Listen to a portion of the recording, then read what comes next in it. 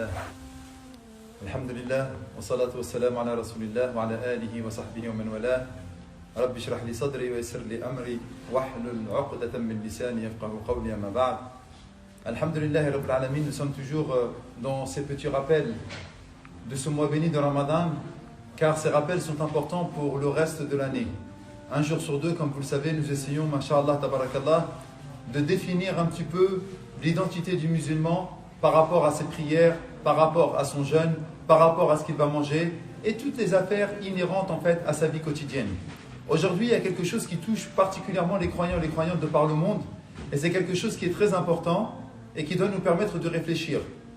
Aujourd'hui, j'aimerais parler avec vous de l'épreuve, al-bala, ou bien l'épreuve, la calamité, ou bien l'épreuve, la punition d'Allah, peu importe. Parfois, nous sommes un petit peu secoués, ébranlés dans notre vie de tous les jours, et certains vont essayer de réfléchir en se disant « Mais pourquoi j'ai été touché par l'épreuve? Que vaut cette épreuve? Pourquoi j'ai été touché par l'épreuve? Et que vaut cette épreuve ?» Et ça, c'est une chose qui doit interpeller les croyants. Allah, Jalla fi'ula, sunnatullahi fi khalqih, dans la tradition d'Allah, Jalla fi'ula, dans sa création, il nous a parlé maintes et maintes fois de l'épreuve, en nous disant dans ces termes, في سورة البقرة أم حسبتم أن تدخلوا الجنة ولما يأتكم مثل الذين خلوا من قبلكم مستهم البأساء والضراء وزلزلوا حتى يقول الرسول والذين آمنوا معه متى نصر الله ألا إن نصر الله قريب. Allah Jalla fi'ula, dans ce verset, nous donne une chose extraordinaire. Il nous dit, pensez-vous que vous allez rentrer au paradis sans que les épreuves qui ont touché les communautés que vous ont précédées ne vous touchent pas? Ils ont été touchés par les misères, et par les afflictions, et ils ont été également ébranlés, au point où le messager dit, ainsi que les croyants qui étaient avec lui, à quand le soutien, à quand le secours d'Allah Jalla fi'ula? Et la réponse tout de suite, elle s'est faite de la part de Sa Majesté Allah Jalla fi'ula. Ala inna nasrallahi qarib. N'est-ce pas que le soutien, le secours d'Allah Jalla fi'ula est proche? Donc on voit bien qu'Allah Jalla fi'ula va commencer à éprouver ses serviteurs. Dans un autre verset, au début de Surat Al-Ankabut, Allah subhanahu wa ta'ala nous dit Alif Lam Mim ahasiba an-nasu an yutraku an yaqulu amanna wa hum la yuftanun wa laqad fatanna alladhina min qablihim فَلَيَعْلَمَنَّ اللَّهُ الَّذِينَ صَدَقُوا وَلَيَعْلَمَنَّ الْكَافِرِينَ وَلَيَعْلَمَنَّ الْكَاذِبِينَ. Allah subhanahu wa ta'ala, dans ce verset-là, nous dit une chose très importante. Il nous dit, pensez-vous que nous allons vous laisser dire que vous croyez alors que vous n'avez pas été également touchés par les épreuves qui ont touché les cités qui vous ont précédés?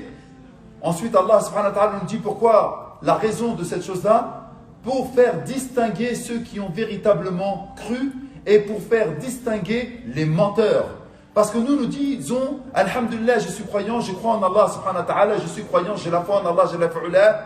Mais à la moindre encoche, à la moindre difficulté, tout de suite ce que nous disons, Ya Allah, pourquoi moi?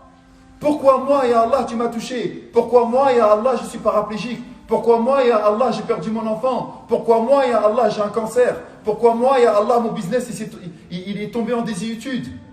Eh bien, ces questions-là et ces réponses-là ne doivent pas justement animer le croyant. Et j'aimerais citer, pour finir, un troisième verset avec vous qui va bien distinguer la chose.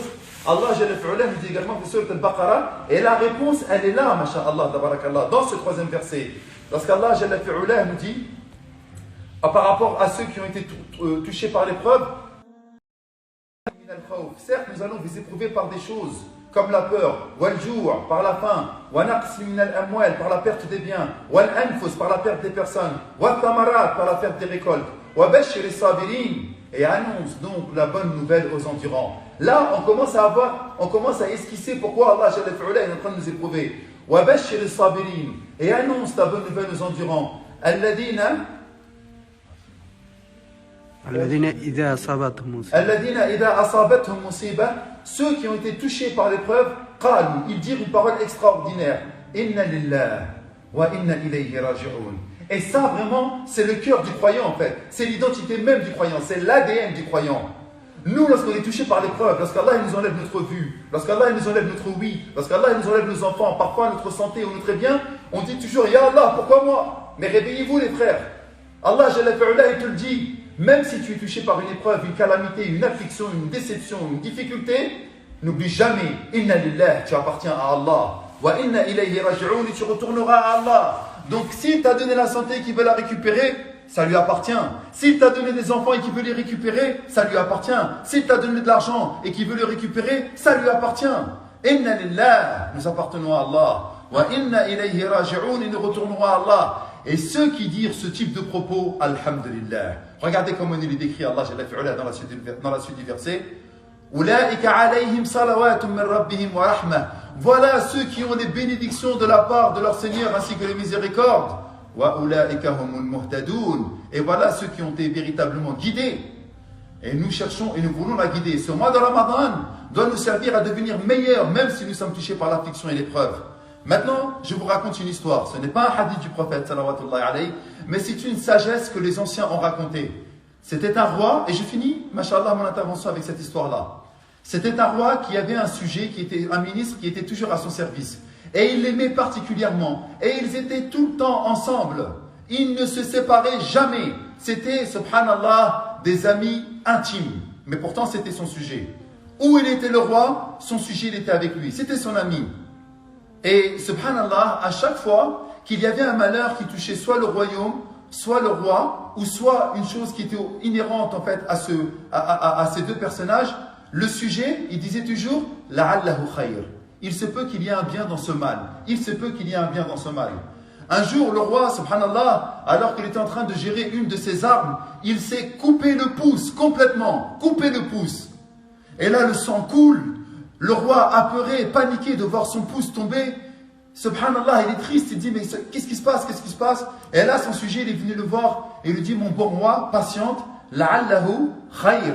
Il se peut qu'il y ait un bien dans le fait que tu as coupé ton pouce. Et là, le roi n'a fait qu'un tour. Il est devenu fou, le roi, il est devenu coléreux. Mais comment ça? Subhanallah, j'ai perdu mon pouce là. Regarde, j'ai plus de pouce. Et vous savez très bien que le pouce, c'est un membre qui est très important. Pourquoi? Parce que c'est grâce à ça qu'on arrive à attraper. Regardez, il y a les 4 doigts d'un côté et il y a le pouce. Et grâce au pouce et les 4 doigts, nous arrivons à faire une pince. Et donc, lorsque le pouce est coupé, eh bien, nous sommes véritablement handicapés. Il a dit, mais comment tu veux qu'il y ait un bien là-dedans, la'allahu khayr? Je ne veux plus te voir. Tu dis n'importe quoi. Mettez-le au cachot.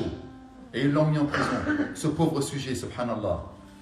À partir de là, le roi continue sa vie pendant que le sujet, il a dit, lorsqu'on l'a mis au cachot, oh mon bon Seigneur, oh mon bon roi, tu as décidé de me mettre au cachot? La'allahu khayr. Il se peut qu'il y ait un bien là-dedans. Voilà ce qu'il a répondu, mashallah, ce serviteur patient.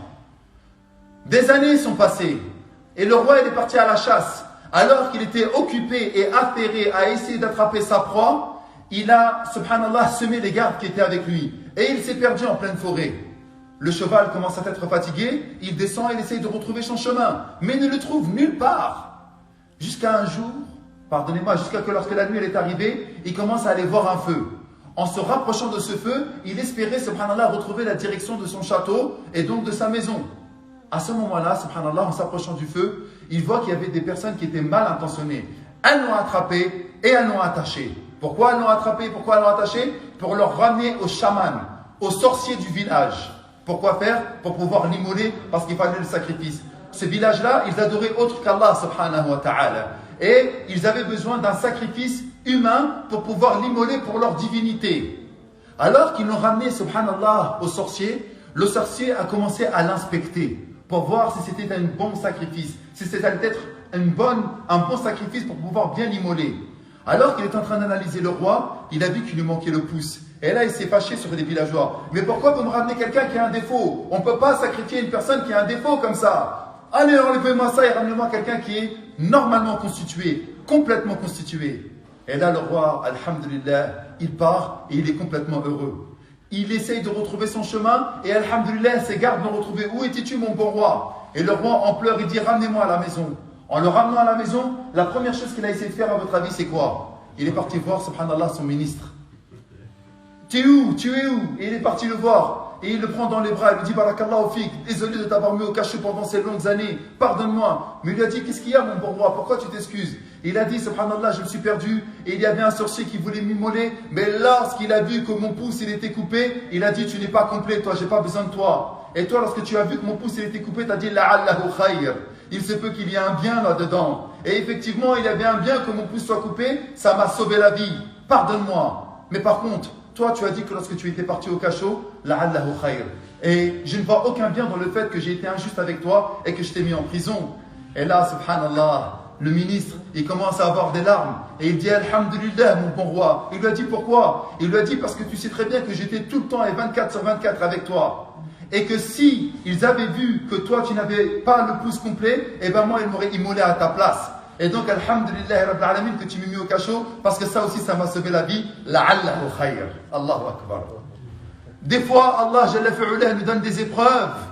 Et nous, on est prompt à se rebeller contre la destinée d'Allah. Et pourtant, Allah Jalla fi'ulah nous dit وَعَسَىٰ أَن تَكْرَهُ شَيْءٍ وَهُوَ خَيْرٌ لَكُمْ. Il se peut que vous détestiez une chose alors que c'est un bien pour vous. وَعَسَىٰ أَن تُحِبُّوا شَيْئًا وَهُوَ شَرٌّ لَكُمْ. Il se peut que vous aimiez une chose alors que c'est un mal pour vous. Wallahu ya'lamu wa antum la ta'lamun. Et Allah sait et vous ne savez pas. Et nous mettons pleinement notre confiance en Allah. سبحانك اللهم بحمدك أشهد أن لا إله إلا أنت أستغفرك وأتوب إليك سبحان ربك رب العزة عما يصفون وسلام على المرسلين والحمد لله رب العالمين.